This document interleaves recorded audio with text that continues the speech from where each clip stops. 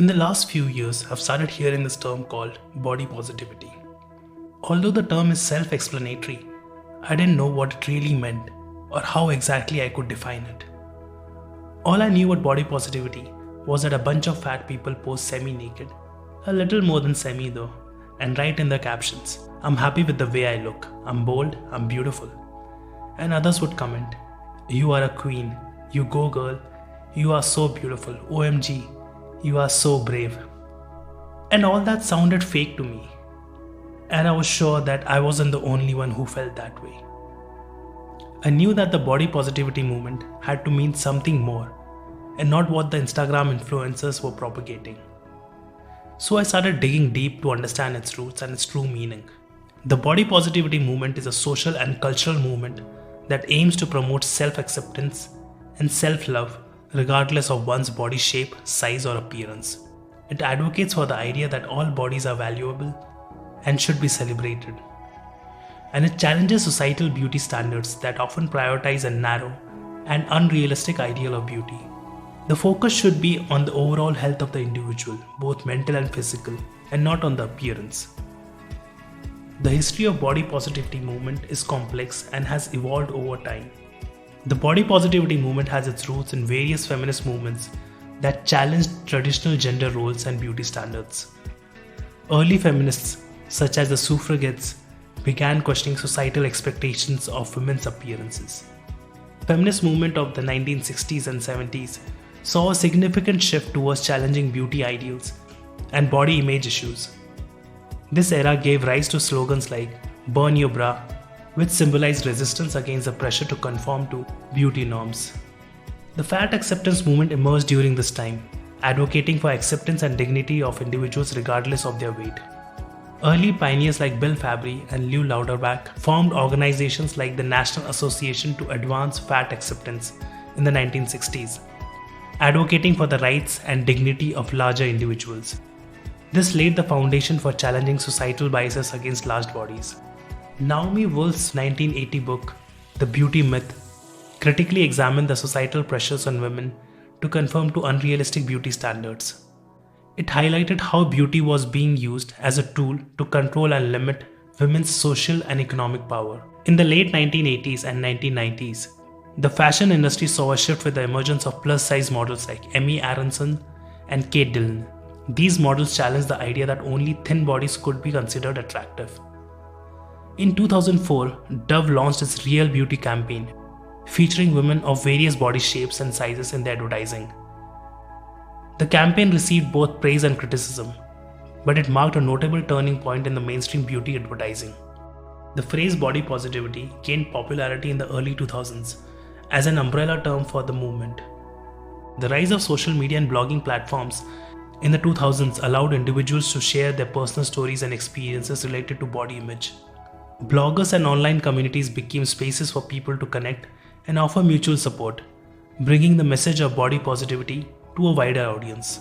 The hashtag body positivity and similar hashtags on social media platforms like Instagram and Twitter allowed people to share their body positive messages, images, and stories. This helped create a sense of community and encouraged self-love. Celebrities, activists, and influencers like Tess Holliday, Ashley Graham, Lizzo, Jamila Jamil became advocates for body positivity. They used their platforms to challenge beauty standards and promote self-acceptance. As the movement progressed, it began to acknowledge the importance of intersectionality. Activists recognized that body image issues are not experienced uniformly across all demographics. Marginalized groups such as people of color, LGBTQ+ individuals, and people with disabilities had unique struggles related to body image and self-acceptance. Intersectional perspectives became a central focus of the movement, leading to discussions of body neutrality and radical self-love. So now that we have some background in the movement, let's try and understand if it's a good or a bad thing. If we go by the definition and by the original idea of the movement, it's a good thing. People should be happy with the way they look. People should not make fun of others based on their appearance. Though most of the body positivity discussions circle around fat shaming and fat acceptance, it also encompasses the other side of the spectrum, that is people who are thin or underweight. Body shaming causes mental health issues. A lot of people have body dysmorphia, have low self-esteem because of it. Some even fall into depression. So I believe as a concept, what it truly means and advocates, it is a good thing. But in the recent years, the movement has taken a wrong turn and maybe gone a little too far. Majority of the discourse revolves around fat shaming or fat acceptance among women.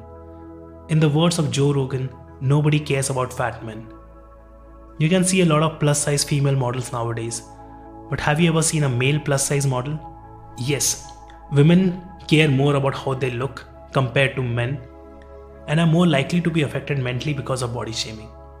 And companies are utilizing this as a marketing strategy to sell stuff to women. There was a Nike store in London which showcased fat mannequins recently. Again, all of them were female mannequins, which was a marketing campaign targeted towards the insecurities of women. I can't believe that a product by the name Fair and Lovely by Unilever existed which promised women that it would whiten their skin tones. It continued to be sold in India for almost 50 years. It was only recently that they renamed it to Glow and Lovely. Social media is filled with influencers showcasing their obese, unhealthy bodies, telling people that it is okay to be obese. Unhealthy bodies are getting celebrated. That's what all the body positivity movement has become. Yes, we shouldn't make fun of people and shouldn't say anything to hurt people. It is okay to normalize, but unhealthy bodies should not be celebrated. When someone achieves something by putting an effort, like if someone gets a six-pack or gets really good at a musical instrument or becomes incredible at a sport, that should be celebrated. Reward equals effort. An obese person may be good at singing or maybe a good coder. Celebrate that accomplishment. Again, normalize but don't celebrate. Being obese is unhealthy. We all know that. A lot of diseases like high blood pressure, diabetes, heart attacks are linked to obesity. So when you're telling someone that it is okay to be obese and you don't have to listen to anyone and not do anything, you're basically telling them that it is okay to be sick and you should just die. Most of the people are unhealthy because of their own fault, because they ate more than they should have. They ate junk food and had a very sedentary lifestyle. But I want to be empathetic here because a lot of people also have difficult lives. Stress increases cortisol and leads to weight gain. Some people stress eat. A lot of people have challenging jobs and barely have any time to work out. At the same time, there are people with medical conditions like some hormonal issue which causes weight gain. Pregnancy causes women to gain weight, but the people who can't lose weight because of their medical conditions is still a very small percentage of the obese population. I want to take this example of cancer and try to explain my point here. Let's say someone has cancer. Will you make fun of that person? No, right? Will you ask them to do nothing about it? Absolutely not.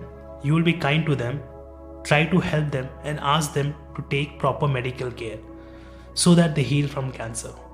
The same needs to be done for obesity. Adele, who lost weight, was actually criticized by body positivity advocates. In an interview with Oprah, she said, "I was body positive then and I'm body positive now." Adele perfectly sums up what body positivity should be. Be okay with how you look, accept that there is a problem and solve it. Acceptance is the first step to improvement. We need to understand that most of the body positivity advocates, not all, most, are in a way selling their products by appealing to the confirmation bias that we all humans have. Confirmation bias, a phrase coined by English psychologist Peter Wason, is the tendency of people to favor information that confirms or strengthens their beliefs or values and is difficult to dislodge once affirmed. So when a body positivity influencer says, "It's okay to be fat, don't do anything about it," all the obese people out there confirm to that, and that's how big groups are formed. No pun intended. Which don't want to accept that there's a problem, which then leads to frog mentality. There's one more thing that we need to consider. Now let's say there are two fat women. One woman might say to other, "You don't have to do anything about your weight," because if the other one loses, she will become more attractive than her, and she doesn't want that to happen. People may say that they are happy being overweight. Yes, that is true with a lot of people, and if you are really okay with that, then it's perfectly fine. But now let's say a genie appears and gives a fat person a wish. You can become fit and healthy without putting in any effort. What will the fat person do? he or she will obviously take that wish and would like to be fit. So it all boils down to people hating the fact that they need to put in some effort. More than 42% of the American population is obese, and research shows that body positivity movement has contributed to an increase in this percentage. So stop lying to yourself, accept the problem and get fit. Getting healthy and fit will help you lead a better quality of life.